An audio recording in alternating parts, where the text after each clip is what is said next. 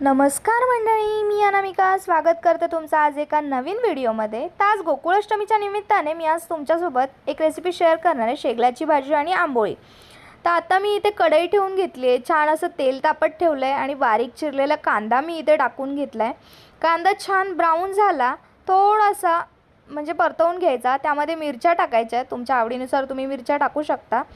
आणि मिरच्या परतल्यानंतर मी आता इथे भाजी टाकून घेणार आहे। शेगलाची भाजी मी छान साफ करून वॉश करून घेतली आहे। मीठ टाकून घेते, छान असं मिक्स करून घ्यायचं आहे सगळं, आपलं कांदा वगैरे मस्त मिक्स करून घेतल्यानंतर एक वाफ काढायची आहे। आणि ही आपली भाजी बघा किती सुंदर, चवीला तर अप्रतिम, आणि आज या भाजीचं महत्त्व तर काय औरच आहे। आता मी इथे खवलेलं खोबरं टाकून घेते आणि खोबरं टाकून झाल्यानंतर छान मिक्स करायचं आहे। मिक्स करून झाल्यानंतर इथे आपली भाजी रेडी आहे।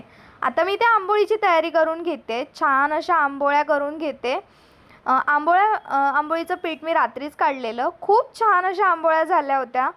आणि आज हाच नैवेद्य श्रीकृष्णाला दाखवला जातो आणि याचाच मान असतो, त्याच निमित्ताने मी तुमच्यासोबत ही रेसिपी शेअर करते। तुम्ही नक्की ट्राय करा आणि मला नक्की सांगा। आंबोळीचा रंग बघा किती सुंदर आला आहे। तर आता मी इथे प्लेट सर्व करते। इथे मी आंबोळ्यासुद्धा ठेवल्या आहेत। आता छान अशी शेगलाची भाजी तुम्ही खाऊन बघा, म्हणजे आज या भाजीला वेगळीच चव असते, खूप सुंदर लागते आणि चव तर अप्रतिम। बघू शकताय तुम्ही किती सुंदर असं दिसतंय सगळं।